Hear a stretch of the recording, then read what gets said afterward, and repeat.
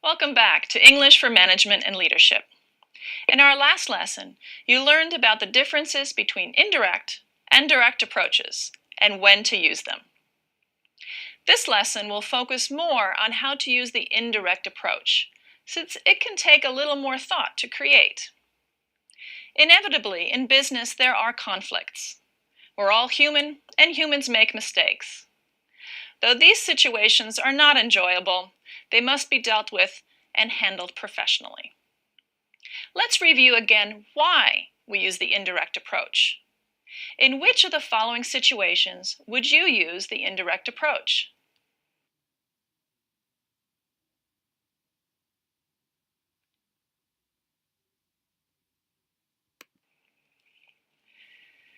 If you begin your message with the bad news, your audience may react so strongly to the news that they stop listening to anything else you have to say.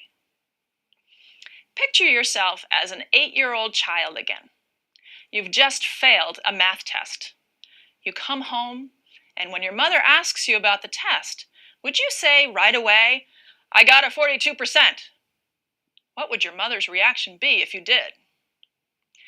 Now, of course, we don't want to hide the bad news. Being honest is important in business communication and in life. That's why we use the indirect approach.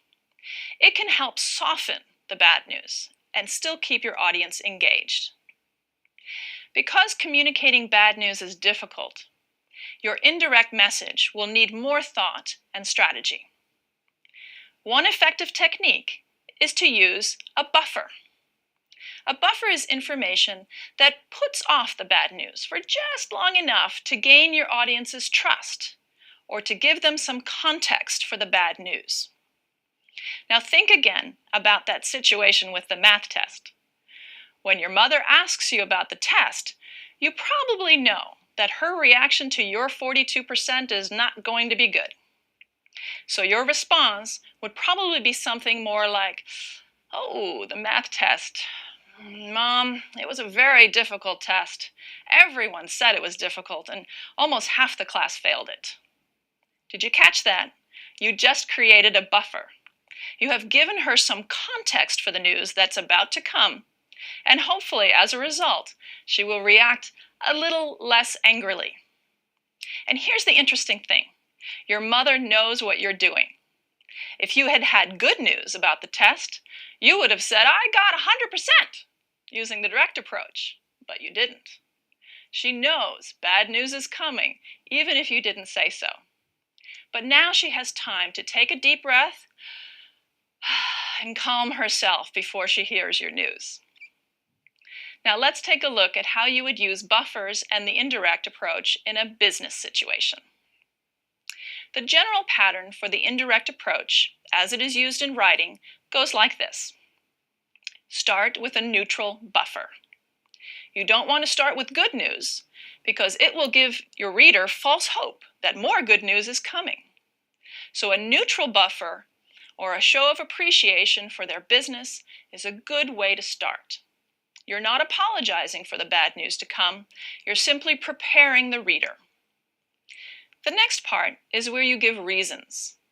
Many studies have been done about how effective reasons are for communication. People like to know why something is the way it is.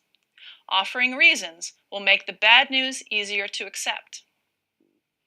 Once you've prepared the reader, you give the bad news. It's important at this point to clearly and succinctly state the news. You want to make sure that the reader completely understands the situation. Don't spend too much time on it. This is a little like ripping off a Band-Aid. Offer, if possible, a compromise. For example, we can't do this, but we can do that. Finally, in your closing, redirect attention from the bad news. Don't bring it up again. Instead, be courteous, focus on future opportunities, and rebuild goodwill. Let's take a look at a short example. Dear Ms. Monroe, thank you for your interest in the stone notebooks. Due to current demand, they are on back order.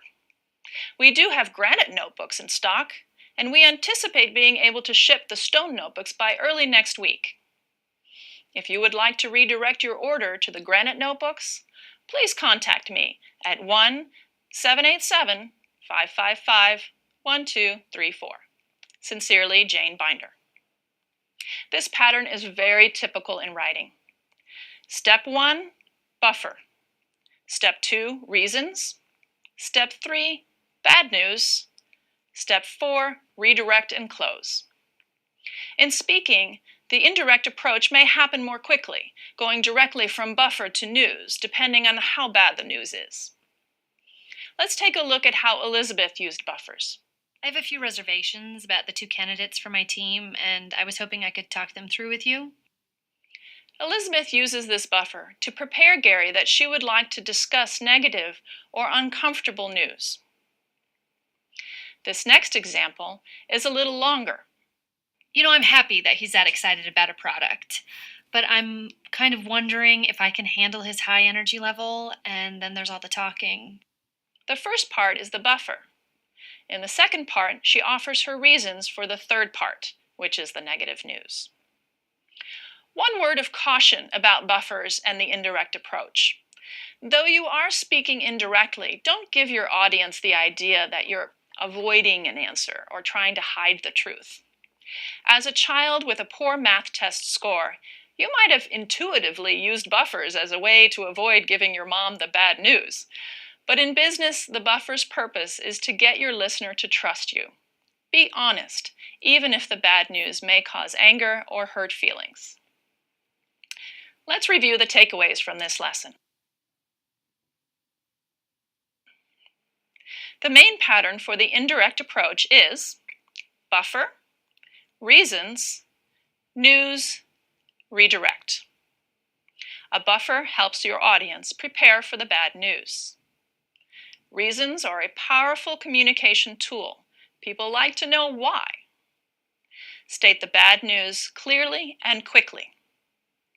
Close by redirecting attention to future opportunities or actions. We'll see you in the next lesson as we dive into more specifics, making requests with modals.